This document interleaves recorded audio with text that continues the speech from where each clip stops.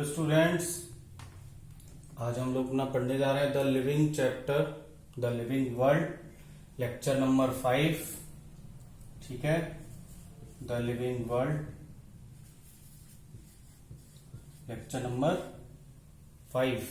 ठीक है, तो बेटा लास्ट क्लास में हमने बायोडायवर्सिटी के बारे में बात की थी, टैक्सोनॉमी के बारे में बात की थी और हम उसकी हेल्प कैसे करेंगे टैक्सोनॉमी की, बायोडायवर्सिटी की हमने ये भी बात की थी। कैसे करेंगे, हमने बात की थी कि भाई आइडेंटिफिकेशन, नोमेनक्लेचर, क्लासिफिकेशन, ये सारी चीजें करेंगे जिनसे हम हेल्प फॉर बायोडायवर्सिटी करेंगे। ठीक है, तो हमने पर्टिकुलर आइडेंटिफिकेशन, क्लासिफिकेशन और नोमेनक्लेचर इनकी भी बात की थी। ठीक है, ये क्या क्या है। अब मैंने यहाँ पे जो लिखा है आप देख सकते होंगे कि मैंने एज अ डिफरेंस कुछ लिखा है, टेबल बना रखी है इन तीनों की। तो हम पर्टिकुलर पे यहाँ पे ये देखेंगे कि आइडेंटिफिकेशन का इन दोनों के साथ क्या रिलेशनशिप है, ये कैसे इससे हेल्प ले रहा है, कौन किसकी हेल्प कर रहा है। ठीक है, तो देखो आइडेंटिफिकेशन, तो बेटा आइडेंटिफाई करके हम लोग क्या कर सकते हैं, organisms gives particular place. Identification के हिसाब से, आइडेंटिफाई करने के हिसाब से हम किसी भी ऑर्गेनिज्म को एक पर्टिकुलर प्लेस दे सकते हैं। ठीक है, और कैसे का आइडेंटिफिकेशन करते हैं मैंने बताया था। आइडेंटिफिकेशन कैसे करते हैं, फिजिकली एंड बायोलॉजिकल आइडेंटिफिकेशन कर सकते हैं। ठीक है, और बेटा ये जो आइडेंटिफिकेशन है ये हेल्प क्या कर रहा है कि identification helping for classification and nomenclature. बेटा जब हम किसी भी ऑर्गेनिज्म का आइडेंटिफिकेशन कर लेंगे तो हमें हेल्प होगी किसके लिए, क्लासिफिकेशन के लिए और नोमेनक्लेचर के लिए। देख सकते हैं कि नहीं भाई, हमने आइडेंटिफाई कर लिया कि ये बॉय है या गर्ल है। ठीक है, तो बॉय का क्लासिफिकेशन हम बॉय वाले ग्रुप में कर सकते हैं और एज इट इज फिर उसका नोमेनक्लेचर भी कर सकते हैं। अब कोई बॉय है तो उसका नाम सीता गीता तो रखेंगे नहीं, है कि नहीं। तो ये जो आइडेंटिफिकेशन है ये हेल्प कर रहा है किसकी, क्लासिफिकेशन की और नोमेनक्लेचर की। ठीक है, अब देखो क्लासिफिकेशन कि organism divided under categories and सब कैटेगरीज। जब हमने आइडेंटिफाई कर लिया तो बेटा हम क्लासिफिकेशन में उस ऑर्गेनिज्म को क्या कर सकते हैं, कैटेगरी में डिवाइड कर सकते हैं। कर सकते हैं कि नहीं, जैसे स्कूल का ही ले लो, 11th class, 12th class, 10th class, 9th class, तो कैटेगरी में डिवाइड कर रखा है ना। As it is 11th class है तो बेटा 11th क्लास के लिए बायोलॉजी है या मैथ है या कॉमर्स है या आर्ट है या कुछ भी नहीं है, उसके अकॉर्डिंग कैटेगरी में डाला जाता है ना। ऐसा थोड़ी है कि किसी को भी किसी के साथ बिठा के पढ़ा रहे हैं, ऐसा थोड़ी है कि मैथ वाले के साथ बायो वाले को बिठा के पढ़ा रहे हैं, ऐसा थोड़ी होता है। ठीक है, फिर उसके बाद क्लासिफिकेशन बेस्ड ऑन सिमिलर और dissimilar characteristics of organism. Classification किस पे बेस्ड है बेटा, सिमिलर और डिसिमिलरिटी पे बेस्ड है। लास्ट टाइम ही बात की थी हमने, क्लासिफिकेशन किस पे बेस्ड है, सिमिलर और डिसिमिलरिटीज पे। जैसे कि बेटा मान लो आप 11th क्लास के हैं, अभी आप ये वीडियो देख रहे हैं तो आप सबके सब बायो वाले होंगे ना। 11th क्लास में बच्चे नीट की तैयारी कर रहे हैं तो कौन से हैं, बायो वाले हैं। कॉमर्स वाले को तो मतलब है नहीं इनसे, है कि नहीं। तो बेटा सिमिलरिटी के बेसिस पे क्लासिफिकेशन किया गया है ना, और डिसिमिलरिटी के बेसिस पे। ठीक है, कि अगर 11th बायो के बच्चे हैं तो उसमें सारे के सारे 11th बायो के ही होंगे।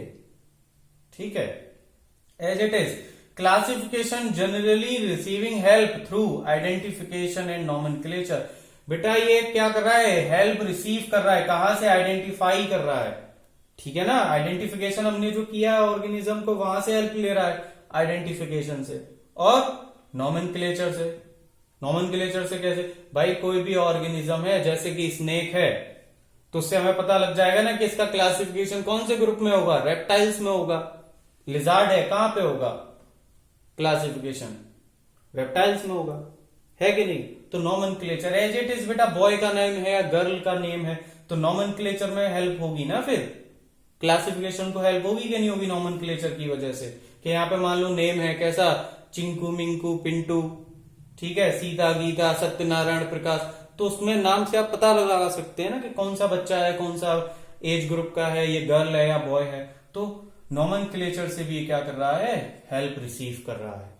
ठीक है, एज इट इज देखो बेटा फिर नोमेनक्लेचर को, तो नोमेनक्लेचर का तो मतलब आप समझ ही गए होंगे, लास्ट टाइम भी बताया था क्या है, नामकरण करना किसी भी ऑर्गेनिज्म का। तो देखो बेटा यहाँ पे हमने एक वर्ड लिख रखा है टैक्सॉन, ठीक है। तो टैक्सॉन क्या होता है, जो हमारा टैक्सोनॉमिक ग्रुप होता है ना, जैसे कि किंगडम है, फाइलम है, जीनस है, फैमिली है, ऑर्डर है, स्पीसीज है, तो उनको पर्टिकुलर एक रैंक को हम क्या बोलते हैं, टैक्सॉन बोलते हैं। यानी कि taxonomic group of any rank such as species, class, genus, family, उसको हम टैक्सॉन कहते हैं, ठीक है। तो हम पर्टिकुलर यहाँ पे क्या कर रहे हैं, नाम दे रहे हैं, गिवन नेम दे रहे हैं। तो बेटा ये जो नेम है ये भी दो टाइप से हम दे रहे हैं। कितने टाइप से, दो टाइप से। एक देखो कैसे, एक तो होता है बेटा कॉमन नेम, एक होता है बायोलॉजिकल नेम। तो कॉमन नेम और बायोलॉजिकल नेम की कहानी सुनो। जैसे कि बेटा एक कॉमन नेम देखो, पोटैटो, इंग्लिश में हम इसको क्या कहते हैं, पोटैटो। हिंदी में क्या कहेंगे, आलू। और मराठी में क्या कहेंगे, बटाटा। तो बेटा एक ही चीज के कितने सारे नाम हो गए, ये कॉमन नेम हो गया ना, जो हमारे रीजन में जो हम लैंग्वेज बोलते हैं, एक ही चीज के कितने नाम हो गए। तो ये जो कंफ्यूजन थी कि भाई कॉमन नेम तो जितने भी कल्चर हैं, लैंग्वेजेस हैं, तो एक चीज के बहुत सारे नेम हमको मिल जाएंगे अलग अलग, ठीक है, कॉमन लोग यूज करते हैं। तो साइंटिस्ट ने क्या किया, पर्टिकुलर चीज को, जो भी थिंग थी, उसको एक बायोलॉजिकल साइंटिफिक नेम दे दिया कि भाई आप अपने कॉमन नेम को बोलते रहिए जो आपके लैंग्वेज में है, हम पर्टिकुलर उस एक चीज का एक साइंटिफिक नेम दे देते हैं जो पर्टिकुलर वही चीज को शो करेगा। जैसे कि सोलेनम टिब्रोसम, इसका मतलब है पोटैटो। अब आप इसको बोलेंगे सोलेनम टिब्रोसम, तो आप पूरे विश्व में जाके कहीं भी बोलिए, इसका मतलब क्या होगा, पोटैटो ही होगा। अगर आप मराठी हैं और आप यूपी आते हैं, बटाटा बोलते हैं, तो कोई नहीं समझेगा कि आप क्या मांग रहे हैं, ठीक है। तो कॉमन नेम अपने अपने रीजन में होता है, और पर्टिकुलर उसके लिए क्या दिया हुआ है, बायोलॉजिकल नेम दिया हुआ है, जिसमें कहीं भी कंफ्यूजन ना हो। एज इट इज देखो बेटा, ब्रिंजल, ब्रिंजल का क्या है, सोलेनम मेलोंजिना, ये हमारे कॉमन नेम है, ठीक है। तो इस तरीके से हमने आइडेंटिफिकेशन, क्लासिफिकेशन और नॉमेनक्लेचर की बात की है कि पर्टिकुलर किसका किसके साथ क्या रिलेशनशिप है, ठीक है। अब जैसे मैंने पोटैटो नाम लिया है तो बेटा समझ में आता है ना कि प्लांट के रिलेटेड बात की है। अगर मैं डॉग नाम लेता हूं तो समझ में आता है ना, डॉग की बात कर रहा हूं तो एनिमल की बात कर रहा हूं यहाँ पे। तो क्लासिफिकेशन में भी तो हेल्प होती है ना पूरी की पूरी इस नॉमेनक्लेचर से, होती है कि नहीं होती है, ठीक है। तो इन तीनों का इस तरीके से एक दूसरे के साथ रिलेशनशिप है कि आइडेंटिफिकेशन का, क्लासिफिकेशन के साथ नॉमेनक्लेचर का, ठीक है, एक दूसरे की क्या कर रहे हैं लोग, हेल्प कर रहे हैं, ठीक है। अब आगे जो हम लोग पढ़ेंगे वो क्या पढ़ेंगे, टैक्सोनॉमी एंड सिस्टमैटिक्स, ठीक है। प्लीज इसको नोट डाउन कर लीजिए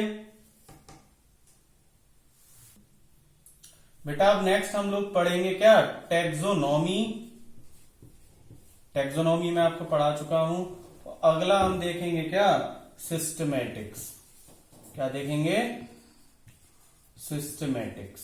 देखो बेटा ये क्या होते हैं सिस्टमैटिक्स, कि बेटा टैक्सोनॉमी में क्या है, इन दोनों में हम देखेंगे कि भाई इन दोनों में क्या रिलेशनशिप है, किसमें क्या बात की जा रही है, ठीक है। हम लोग टैक्सोनॉमी पढ़ चुके हैं, ठीक है। तो देखो बेटा टैक्सोनॉमी में क्या होता है ना कि होल टैक्सोनॉमी यहां पे कवर होती है। टैक्सोनॉमी में होल टैक्सोनॉमी कवर होती है, ठीक है।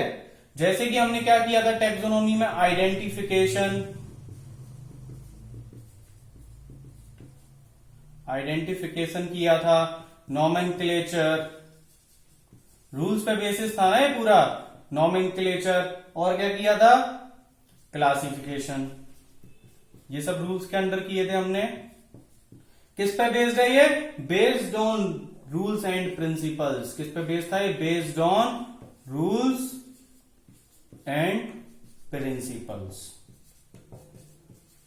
किसी को टैक्सोनॉमी ना समझ में आए तो प्लीज इससे पहले वाला वीडियो देखिए, ठीक है। तो देखो बेटा यहाँ पे जो टैक्सोनॉमी है, इसमें फुल टैक्सोनॉमी की हम बात करते हैं इसके अंदर, ठीक है, जिसमें क्या क्या चीजें, आइडेंटिफिकेशन, नॉमेनक्लेचर, क्लासिफिकेशन। किस पे बेस्ड है, रूल्स एंड प्रिंसिपल्स पे बेस्ड है। बेटा सिस्टमैटिक्स की अगर मैं यहां पे मैं बात करूं तो देखो ये एक स्मॉल टैक्सोनॉमिकल पार्ट है। क्या है, स्मॉल टैक्सोनॉमिकल पार्ट, एक स्मॉल टैक्सोनॉमिकल पार्ट है बेटा। ये एक लैटिन वर्ड से बना है जिसका नाम है सिस्टेमा। ये क्या है, एक लैटिन वर्ड है सिस्टेमा, जिससे आया है सिस्टमेटिक्स। क्या आया है? सिस्टमेटिक, जिसका मतलब है, क्या मतलब है कि सिस्टमेटिक अरेंजमेंट ऑफ ऑर्गेनिज्म। क्या है? सिस्टमेटिक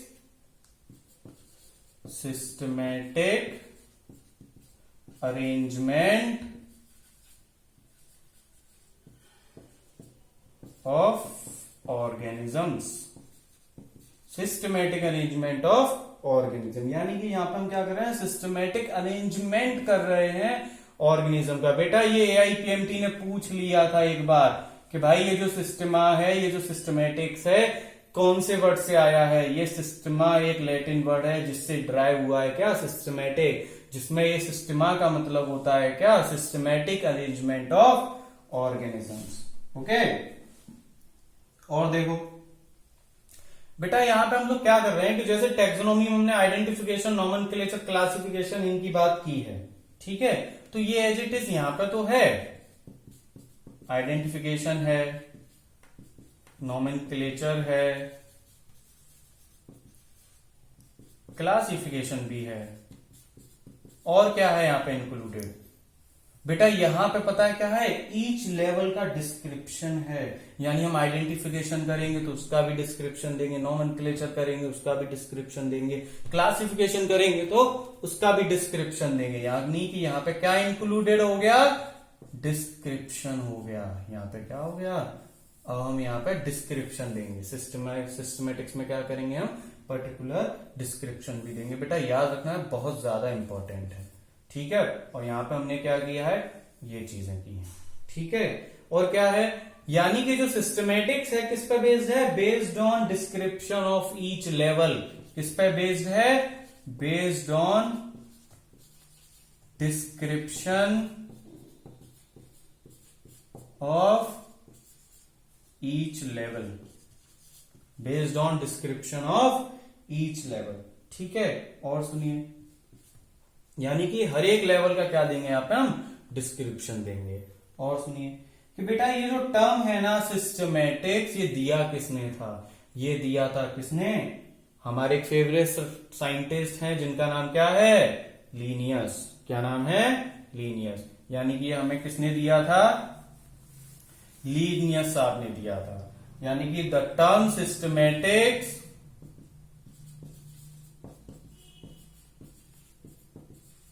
फर्स्ट गिवन बाय, कौन से साइंटिस्ट हैं हम लोगों के सबसे फेमस? लीनियस।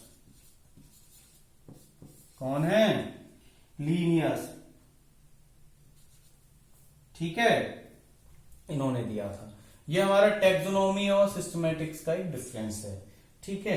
अब आगे जो हम देखेंगे ना बेटा, वो हम टाइप्स ऑफ टेक्सोनॉमी देखेंगे, यानी कि क्लासिकल टेक्सोनॉमी, मॉडर्न टेक्सोनॉमी, जिनको हम ओल्ड सिस्टमेटिक्स या न्यू सिस्टमेटिक्स के नाम से भी जानते हैं, ठीक है? किसके नाम से? ओल्ड सिस्टमेटिक्स या न्यू सिस्टमेटिक, ठीक है? देखो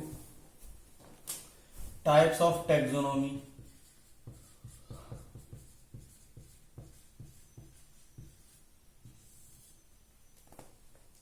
देखो बेटा, क्लासिकल कह सकते हो या ओल्ड कह सकते हो, ओल्ड सिस्टमेटिक। एक होता है क्या? नियो या न्यू, या कह सकते हो क्या? मॉडर्न सिस्टमेटिक्स, ठीक है? कुछ भी नाम आप दे सकते हैं, कोई फर्क नहीं पड़ता। देखो क्या क्या डिफरेंस है इसमें, ये हम लोग देखेंगे, ठीक है? तो बेटा ये जो ओल्ड सिस्टमेटिक्स है, इसके जो फादर जो है ना, इसके जो फादर हैं, वो फादर हैं कौन? अरिस्टोटल। कौन है? Aristotle, okay? और बेटा यहां पे अगर मैं बात करूं आपसे कि किस टाइप की स्टडी कराई जाती है, क्लासिकल टेक्सोनॉमी जो है, यहां पे हम क्या करते हैं? तो बेटा हम यहां पे स्टडी करते हैं डायवर्सिटी ऑफ ऑर्गेनिजम्स की, यानी हम स्टडी कर रहे हैं किसकी? डायवर्सिटी ऑफ ऑर्गेनिज्म की। डायवर्सिटी ऑफ ऑर्गेनिज्म की किसके बेसिस पे कर रहे हैं? किस पे बेस्ड है बेटा? ये बेस्ड है किस पे? एक्सटर्नल मॉर्फोलॉजिकल कैरेक्टर्स पे। किस पे बेस्ड है? External external morphological characters. किसके कैरेक्टर्स बेटा, किसके कैरेक्टर्स? प्लांट्स के या एनिमल के? लिविंग की तो बात कर रहे हैं, प्लांट के या एनिमल के। यानी कि किस पर बेस्ड है? एक्सटर्नल मॉर्फोलॉजिकल कैरेक्टर की यहां पे बात की। यानी कि यहां पे हम जो डिस्क्रिप्शन देंगे वो किसका देंगे? एक्सटर्नल बेसिस पे देंगे, ठीक है ना। डिस्क्रिप्शन जो देंगे एक्सटर्नल बेसिस पे देंगे, ठीक है ना, प्लांट्स के या एनिमल्स को। यानी कि एग्जाम्पल में मैं यहां क्या लिख सकता हूं? एग्जाम्पल में मैं यहां क्या लिख सकता हूं कि मॉर्फोलॉजिकल कैरेक्टर कौन कौन से हो गए आप एग्जाम्पल के लिए बताइए। जैसे कि रूट हो सकता है, टाइप्स ऑफ रूट, ठीक है ना, types of leaf, types of stem, इसकी बात कर सकते हैं, ठीक है। टाइप्स ऑफ रूट की बात कर सकते हैं, टाइप्स ऑफ लीफ की बात कर सकते हैं, स्टेम की बात कर सकते हैं कि भाई कौन कौन से स्टेम है, ठीक है। ये बात है, बहुत ज्यादा टफ नहीं है, आराम से सुनिए। अब देखो बेटा, ये मॉडर्न, इसका नाम क्या है? मॉडर्न, यानी न्यू। कैसी है ये? न्यू है, ठीक है। तो देखो न्यू होगा तो यहाँ पे मतलब कुछ चीजें बदलेंगी, बदलेंगी कि नहीं बदलेंगी? तो बेटा इसका जो नेम जो दिया था ना, नेम पता है किसने दिया था? जूलियन हक्सले ने दिया था। किसने दिया था? जूलियन हक्सले हमारे साइंटिस्ट थे, उन्होंने दिया था। जूलियन हक्सले अंकल ने दिया था 1940 के टाइम पे, ठीक है। बेटा यहां पे जब हम स्टडी की बात करते हैं ना, और फादर की अगर मैं बात करूं, यहां पे फादर कौन है? लीनियस है। इसके फादर कौन है? लीनियस है, ठीक है। और इस पे देखो, ये किस पे बेस्ड था? एक्सटर्नल मॉर्फोलॉजिकल कैरेक्टर पे, जैसे कि types of root, types of leaf, types of stem. तो ये किस पे बेस्ड होगा? और यहाँ पे एक्सटर्नल फीचर की बात की थी, इंटरनल फीचर की कोई भी बात नहीं की है। यानी कि अब ये किस पे बेस्ड हो गया? किस पे बेस्ड हो गया बेटा? मॉर्फोलॉजिकल हो गया, मॉर्फोलॉजिकल एंड एनाटॉमिकल, यानी इंटरनल स्ट्रक्चर, एनाटॉमिकल, यानी कि आप इसको इंटरनल स्ट्रक्चर भी कह सकते हैं। इस पर ये बेस्ड हो गया। यानी कि अब इसमें जो हम बात करेंगे, डिस्क्रिप्शन जो हम देंगे मॉर्फोलॉजिकल एंड इंटरनल एनाटॉमिकल, इन सब की बात करेंगे। यानी कि स्ट्रक्चर ऑफ सेल की भी बात करेंगे, स्ट्रक्चर ऑफ सेल की भी बात करेंगे, बेटा डेवलपमेंट की भी बात करेंगे कि उसका डेवलपमेंट का प्रोसेस क्या है, इन सब की भी हम यहाँ पे बात करेंगे, ठीक है। यानी फिजियोलॉजी है, टिश्यू है, उन सब की हम बात करेंगे, ठीक है। और मेनली आपको ये याद रखना है इसमें कि मॉर्फोलॉजिकल और इंटरनल यानी एनाटॉमिकल, यानी अंदर वाले से बात कर रहे हैं, यानी कि एक्सटर्नल, ठीक है। ये चीज आपको यहां पे याद रखनी है कि इन दोनों में डिफरेंस क्या है। यहां पे केवल हमने एक्सटर्नल की बात की है, और इस वाली नई वाली में हम क्या कर रहे हैं? Morphological, internal, structure of cell, development, यानी कि जेनेटिक रिलेशनशिप भी जो है उसकी भी हम यहाँ पे बात करेंगे, ठीक है ना। किसकी बात करेंगे? जेनेटिक रिलेशनशिप की भी बात करेंगे, ठीक है। कंपेयर करेंगे पूरा का पूरा। ये हमारा क्लासिकल एंड मॉडर्न टैक्सोनॉमी है, ठीक है। अब हम बेटा नेक्स्ट जाते हैं अपने, देखो और भी कई सारे क्वेश्चन पूछे जाते हैं यहां से टैक्सोनॉमी से डायरेक्ट। बहुत सारे क्वेश्चंस पहले पूछे गए डिफरेंट पीएमटीज में। देखो क्या क्या, देखो ध्यान से सुनिए बेटा। अल्फा टैक्सोनॉमी, अल्फा टैक्सोनॉमी, बेटा इस अल्फा टैक्सोनॉमी को हम क्लासिकल टैक्सोनॉमी भी कहते हैं। क्या कहते हैं? Classical taxonomy. यहां पे हम क्या स्टडी कर रहे हैं? अल्फा टैक्सोनॉमी में भी हमने पीछे देखा क्लासिकल टैक्सोनॉमी क्या स्टडी की थी, किसके बेस पे थी? मॉर्फोलॉजिकल स्टडी की थी। क्या की थी? Morphological study. याद रखना, अगर अल्फा टैक्सोनॉमी दिया जाए तो क्या आप स्टडी कर रहे हैं? मॉर्फोलॉजिकल स्टडी कर रहे हैं। नेक्स्ट देखो बेटा, बीटा टैक्सोनॉमी। बीटा टैक्सोनॉमी आ गया, यानी कि modern taxonomy.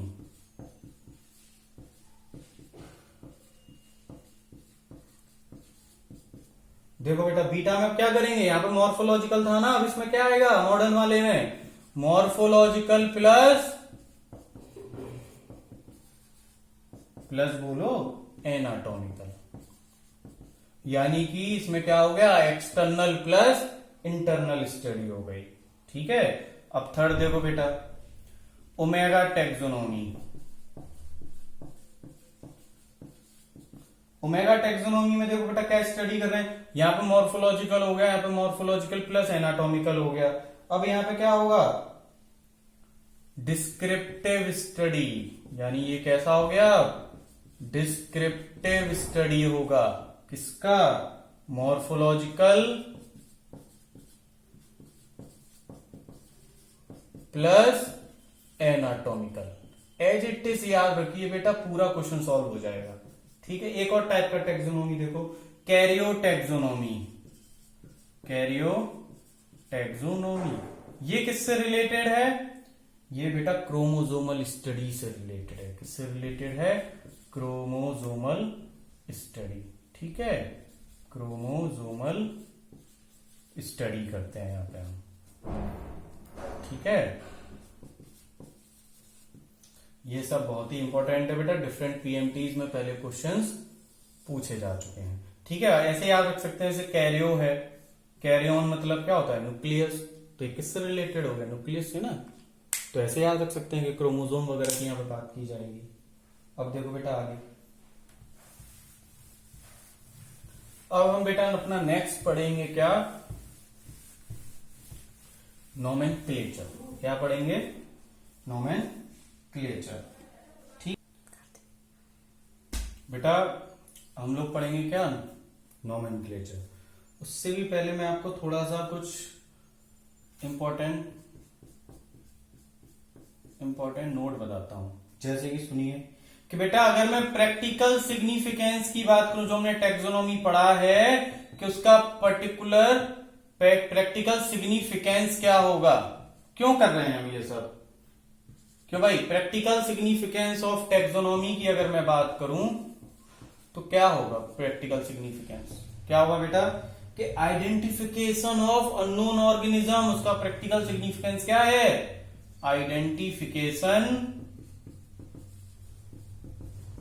Identification of unknown organism. समझ में आई बात। और देखिए बेटा, अगर पूछा जाए कि मैक्सिमम डायवर्सिटी कहां देखने को मिलेगी, तो बेटा मैक्सिमम डायवर्सिटी देखने को मिलेगी कहां पे, ट्रॉपिकल रेन फॉरेस्ट में। क्या मिलेगी, ट्रॉपिकल रेन फॉरेस्ट में। ठीक है, और देखो बेटा, बेटा जो नंबर ऑफ स्पीसीज है ना, number of species that are known, यानी कि number of species that are known and described range, वो पता है कितनी है, 1.7 से लेके 1.8 मिलियन। बेटा बहुत इंपॉर्टेंट है, मिलियन क्वेश्चन में पूछ लेगा, ट्रू फॉल्स में इसको बिलियन बना देगा। ठीक है, तो नंबर ऑफ स्पीसीज कितना है, 1.7 से लेके 1.8 मिलियन। और एक किस पे रेफर होता है, बायोडायवर्सिटी के लिए रेफर होता है। किसके लिए होता है, बायोडायवर्सिटी के लिए, कि भाई हमारे इस अर्थ पे इतनी ज्यादा बायोडायवर्सिटी है, ये नंबर ये शो करता है। ठीक है, क्या शो कर रहा है, बायोडायवर्सिटी। ठीक है, प्लीज नोट करिए इसको। हम लोग आगे बढ़ते हैं अब अपने नोमेनक्लेचर के लिए। ठीक है, तो बेटा जो हमारा नोमेनक्लेचर है ना, वो हम दो टाइप का पढ़ेंगे, एक तो बाइनोमियल नोमेनक्लेचर और एक ट्राइनोमियल नोमेनक्लेचर। ठीक है, देखो बाइनोमियल और ट्राइनोमियल नोमेनक्लेचर तो बेटा मैं आपको पढ़ा ही चुका हूं कि किसको क्या कहते हैं। ठीक है, तो बेटा यहां पे मैं सबसे पहले मैं बात करूंगा बाइनोमियल की। किसकी बात करूंगा, नोमेनक्लेचर में बाइनोमियल नोमेनक्लेचर या बाइनोमियल सिस्टम। ठीक है, तो बेटा ये सबसे पहले प्रपोज किया था, पता है किसने, फर्स्ट प्रपोज्ड बाय, सबसे पहले प्रपोज्ड किया था किसने, गैस्पर्स गैस्पर्ड बोहिन हमारे एक साइंटिस्ट थे, गैस्पर्ड बोहिन, उन्होंने इसको प्रपोज किया था सबसे पहले, गैस्पर्ड बोहिन। उनकी बुक थी, उनकी बुक का नाम था क्या? पाइनेक्स थिएटर बोटनिका। क्या था? पाइनेक्स थिएटर बोटनिका। थिएटर वगैरह तो जाते होंगे ना, पाइनेक्स थिएटर बोटनिका। अपनी उस बुक में इन्होंने इसका प्रपोज किया था, इसको बाइनोमियल सिस्टम को पहली बार फर्स्ट प्रपोज लिखा है, ठीक है। लेकिन फाइनली दिया किसने था ये? कैरोलस लीनियस ने। किसने दिया था? हम सबके फेमस साइंटिस्ट कौन है? Carolus Linnaeus. उन्होंने इसको क्या दिया था? लार्ज स्केल पे इसको प्रपोज किया था बाद में, ठीक है। जितने भी साइंटिफिक नेम थे प्लांट्स के, एनिमल्स के, वो दिए थे। यानी कि कैरोलस लीनियस हमारे क्या हो गए बेटा? फाउंडर हो गए इसके। क्या माने गए? फाउंडर ऑफ बाइनोमियल सिस्टम माने गए, ठीक है। तो बेटा इन्होंने scientific name of plants and animals वगैरह दिए थे, ठीक है। तो बेटा लीनियस साहब ने सबसे पहले क्या किया था? अपनी एक बुक दी थी, स्पीसीज प्लांटेरम। कौन सी दी थी? Species plantarum. जैसे नाम से ही समझ में आ रहा होगा, प्लांटेरम मतलब किसकी बात की गई है? प्लांट की बात की गई। यानी कि इसमें क्या दिया गया? साइंटिफिक नेम ऑफ प्लांट्स दिए गए। क्या दिए गए? Scientific name of plants. Scientific name of plants की बात की गई, ठीक है। ये पब्लिश कब हुई थी बेटा? बहुत इंपॉर्टेंट है, पूछा जाता है कि पब्लिश कब हुई थी। 1 मई 1753 को ये पब्लिश हुई थी। डिफरेंट पीएमटीज में क्वेश्चन आया हुआ है, ठीक है, कि किससे रिलेटेड है? साइंटिफिक नेम ऑफ प्लांट्स दिए गए। कब पब्लिश हुई थी? 1 मई 1753 को पब्लिश हुई थी। किसने लिखी थी? कैरोलस लीनियस ने दी थी, ठीक है। तो बेटा ये इनिशिएशन था यहाँ पे बाइनोमियल सिस्टम का सबसे पहले फॉर प्लांट्स इस बुक में, ठीक है।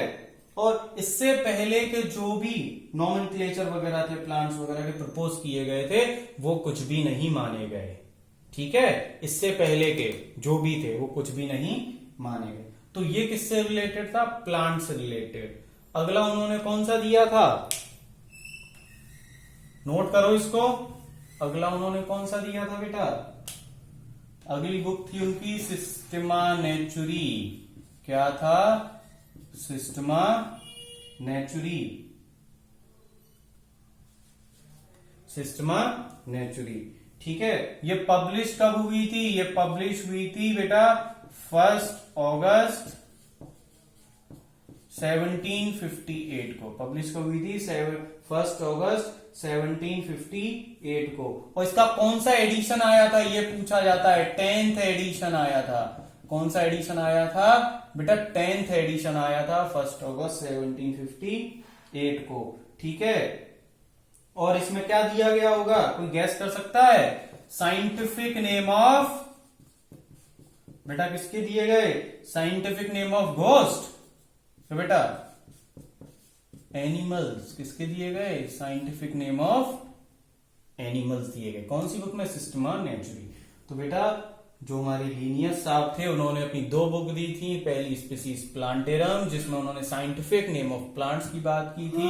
कब आई थी? 1 मई 1753 को आई थी।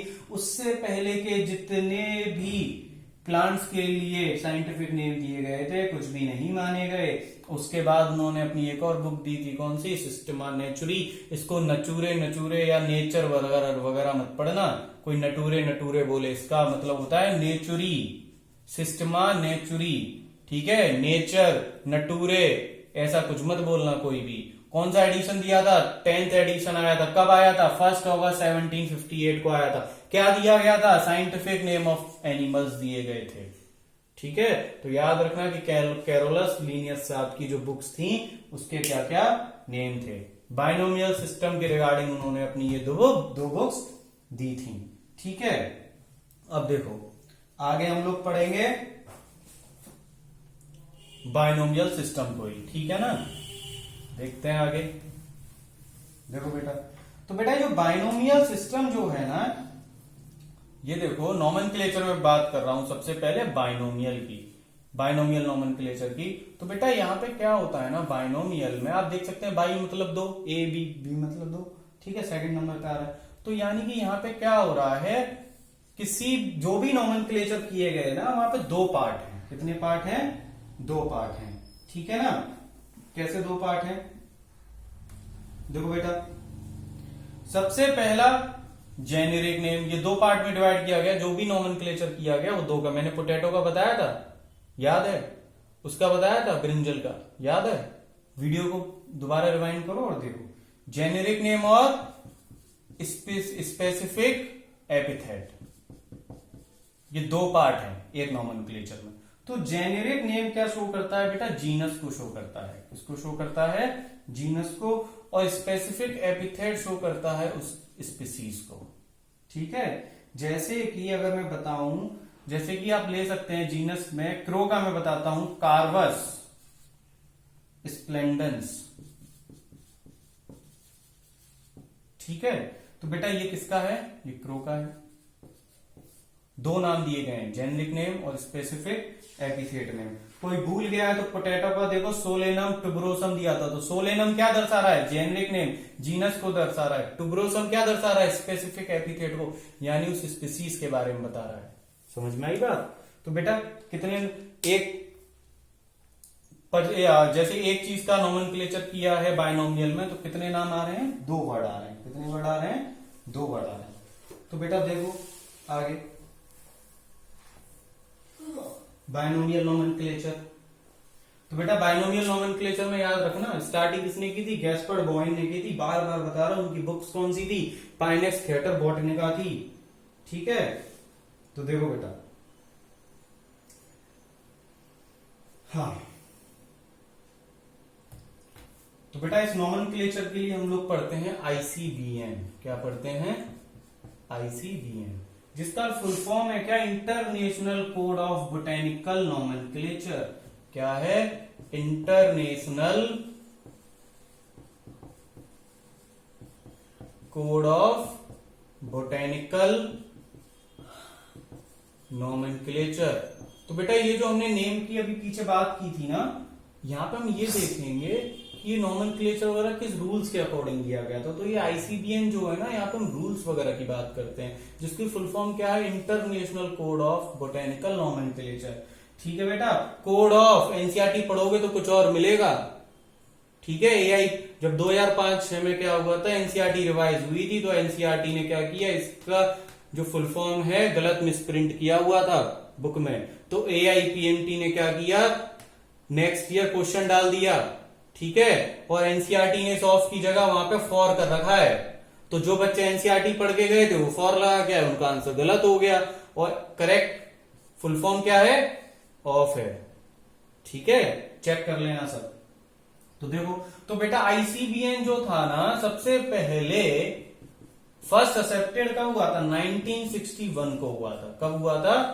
1961 को। इसका फुल फॉर्म क्या है? International code of botanical nomenclature. तो नॉमेनक्लेचर वगैरह जो दिया गया था बेटा, उसके रूल्स वगैरह की यहाँ पे हम सब कुछ बात करेंगे, ठीक है। किस तरीके से हम लोग नॉमेनक्लेचर वगैरह करते आ रहे हैं, इसका फुल फॉर्म प्लीज आप याद रख लीजिए, ठीक है। देखो आगे, तो बेटा अकॉर्ड मेन रूल्स की हम लोग यहां पे बात करते हैं, रूल्स ऑफ आईसीबीएन। तो बेटा रूल्स को अगर आप देखें तो इस बाइनोमियल सिस्टम के अकॉर्डिंग कोई भी स्पीसीज है ना, एनी स्पीसीज, उसके लिए कितने वर्ड हैं? 2 कंपोनेंट्स हैं। कितने हैं? 2 कंपोनेंट्स। मैंने पीछे बताए थे अभी, 2 कंपोनेंट्स हैं या वर्ड्स हैं। देखो क्या क्या है। पहला जेनेरिक नेम, अभी बताया था। पहला क्या है? जेनेरिक नेम, जो ये क्या बताएगा? नेम ऑफ जीनस को बताएगा कि किस जीनस को बिलोंग करता है। और दूसरा क्या है? Specific epithet. दूसरा क्या है? स्पेसिफिक एपिथेट, जो उस स्पीसीज के बारे में बताएगा, ठीक है। जैसे कि एग्जांपल आप ले लो बेटा, मैं एग्जांपल आपको दे दूं। मैंने पोटैटो का दिया था आपको, सोलेनम टुबरोसम। सोलेनम टुबरोसम किसका था ये? पोटैटो का था। किसका था? पोटैटो का था। तो बेटा याद रखो कि सोलेनम जो है वो किसको दर्शा रहा है, किसको कर रहा है? जेनेरिक नेम को बता रहा है। किसको बता रहा है? इसके जेनेरिक नेम को। और बेटा टुबरोसम किसको बता रहा है? स्पेसिफिक एपिथेट को। किसको? Specific epithet. ठीक है। आप कोई और भी एग्जांपल ले सकते हैं, जैसे मैंगो का ले सकते हैं। मैंगो का एग्जांपल बहुत ही फेमस है, जैसे कि क्या है? Mangifera indica. क्या है? Mangifera indica. तो बेटा ये किसका? मैंगो का। मैंगो का देखो, मैंगीफेरा किसको दर्शा रहा है, किसको शो कर रहा है? इसके जेनेरिक नेम को। इंडिका किसको शो कर रहा है? इसके स्पेसिफिक एपिथेट को। ठीक है। और देखो बेटा अब इसके रूल्स वगैरह की भी मैं बात करता हूं आपसे कि बेटा रूल्स वगैरह सुनो कि बेटा प्लांट नोमेनक्लेचर में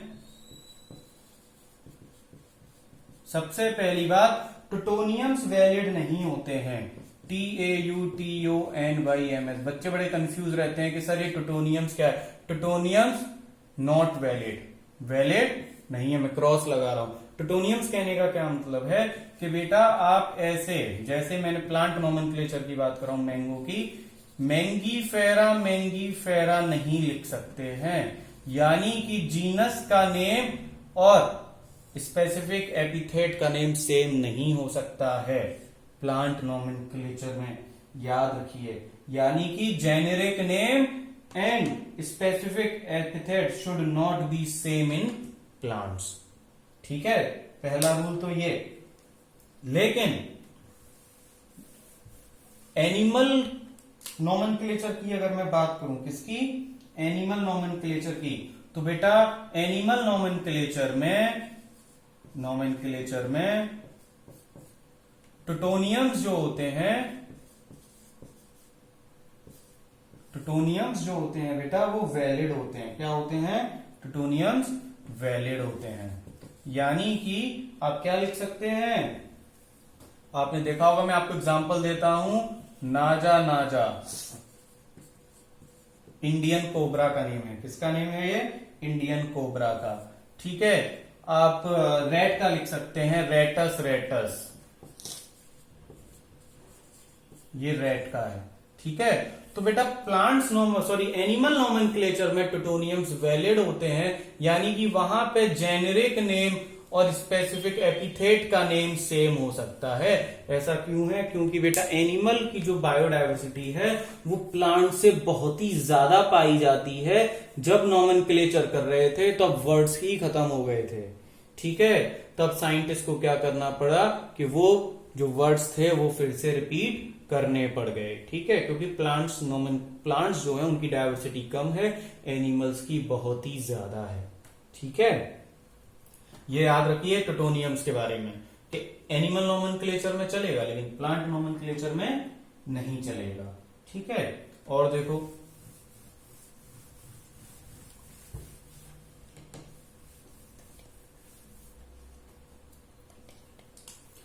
बेटा, और मैं यहां पे बात करूं कि बेटा ये जो हमारा मैंगीफेरा इंडिका जो हम लिखते हैं ना, मैंगीफेरा इंडिका, आपने देखा होगा मैं सेकंड को क्या कर रहा हूं? स्मॉल कर रहा हूं। ठीक है। हर एक में आपने देखा होगा। तो बेटा क्या होता है यहां पे कि first letter of generic name क्या होगा? कैपिटल होगा। कौन सा?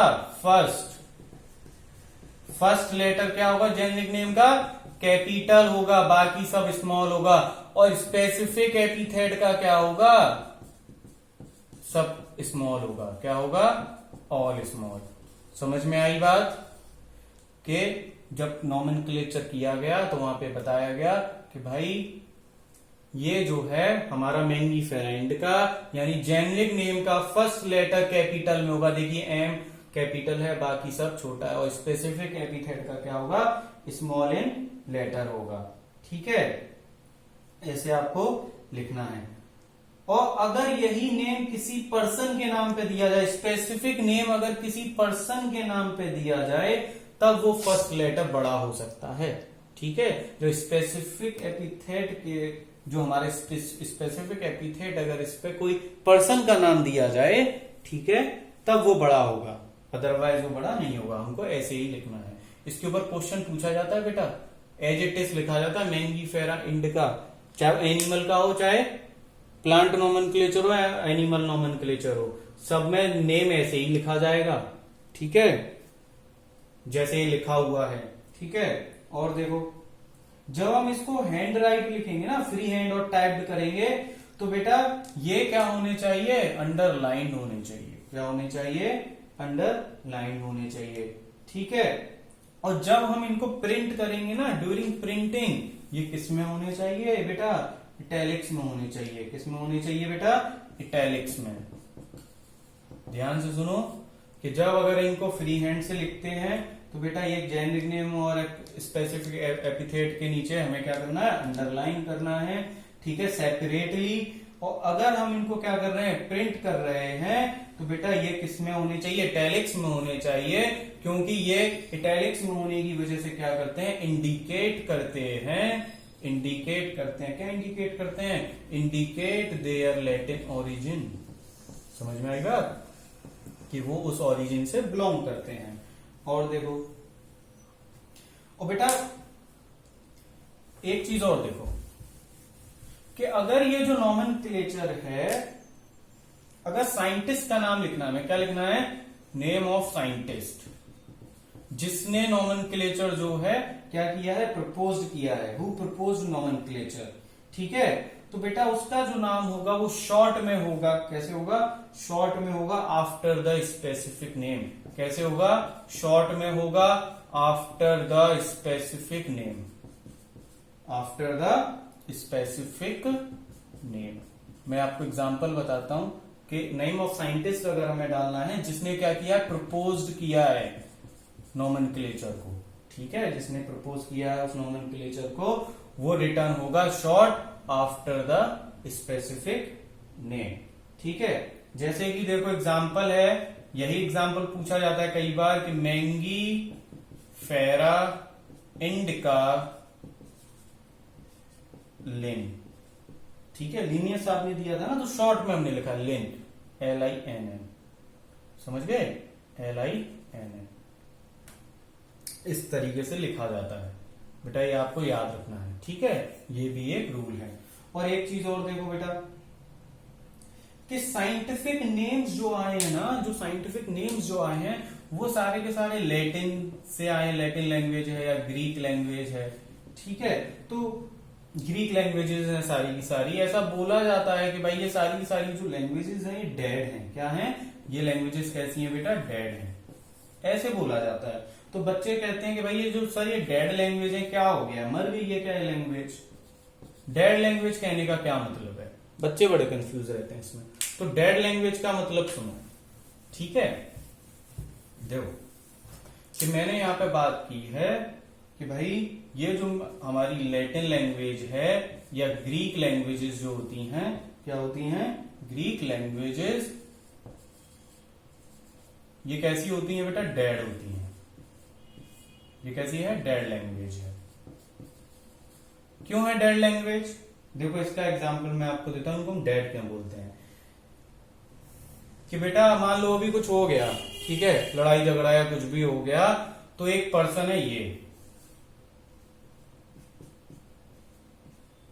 ठीक है, नहीं इसको तो हम अपना देसी बनाते हैं एकदम, जैसे देसी लोग जो होते हैं।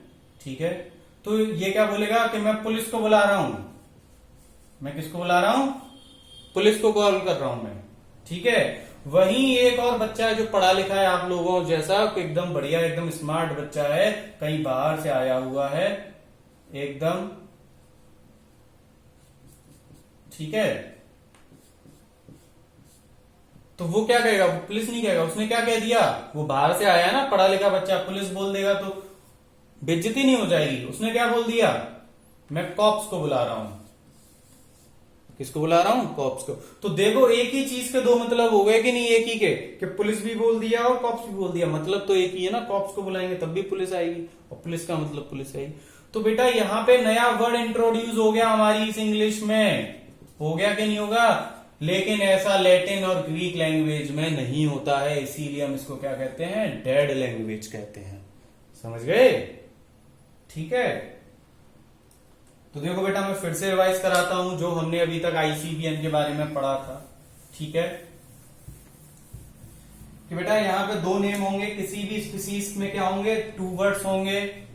ठीक है, एक जेनरिक नेम होगा, दूसरा स्पेसिफिक एपिथेट का नेम होगा। ठीक है, पहला लेटर क्या होगा? मैंगीफेरा यानी ये बड़ा होगा, दूसरा क्या होगा? बाकी सब छोटा होगा। ठीक है, हैंड रिटन लिखेंगे तो यहाँ पे हमें अंडरलाइन करना है सेपरेटली। ठीक है, और अगर साइंटिस्ट का नेम लिखा जाएगा तो इस तरीके से शॉर्ट में लिखा जाएगा आफ्टर द स्पेसिफिक नेम। ठीक है, क्योंकि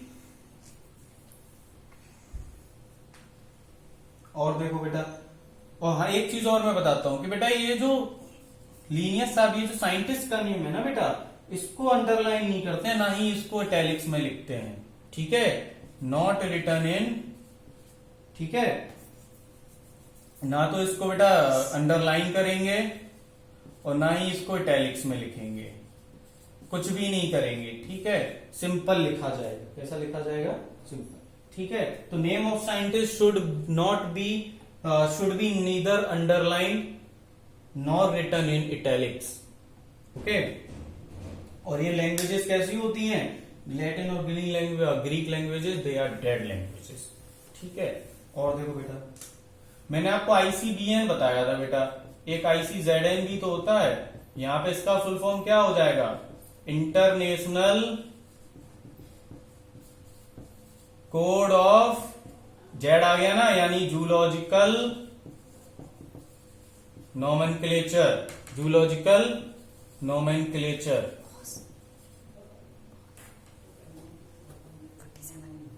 जूलॉजिकल नोमेनक्लेचर। तो बेटा ये हमारा आईसीबीएन कंप्लीट हो गया है। ठीक है, यहाँ पे हम इसकी, और बेटा ये पूछेगा नहीं, ये सब एआईपीएमटी पूछ चुकी है इन सबको फुल फॉर्म को, कि आईसीजेडएन का फुल फॉर्म क्या है, आईसीबीएन का क्या है। 2007 वगैरह में एआईपीएमटी ने पूछा था, जब 2005 में एनसीईआरटी रिवाइज हुई थी। ठीक है, एनसीईआरटी ने मिसप्रिंट वगैरह किया था। ठीक है, अब देखो बेटा आगे हमारा एक और बचता है trinomial nomenclature. Trinomial nomenclature, trinomial में बेटा आप देख सकते हैं, एक्चुअली वैसे थोड़ा सा ये फुल हमें नहीं पढ़ना, हमारे सिलेबस में इतना है नहीं। ट्राइनोमियल नोमेनक्लेचर जो है थोड़ा सा ही बस देखना है कि इसको प्रपोज किसने किया था? प्रपोज किया था किसने? हक्सले एंड स्ट्रिकलैंड ने। हक्सले एंड स्ट्रिकलैंड करके हमारे एक साइंटिस्ट थे, STRICKLANDT, इन्होंने इसको क्या किया था? प्रपोज किया था।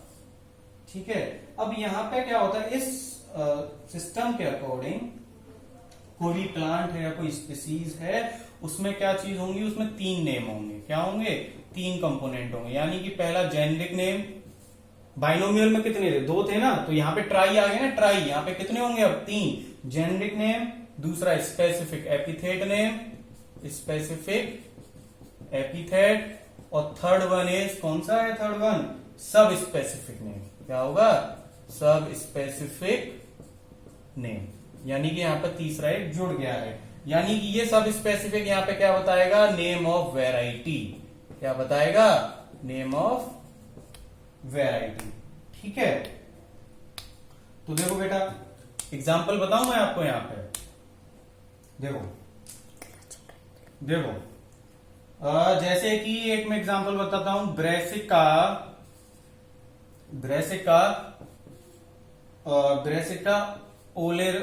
ओलेरेसिया। ठीक है, ब्रेसिका ओलेरेसिया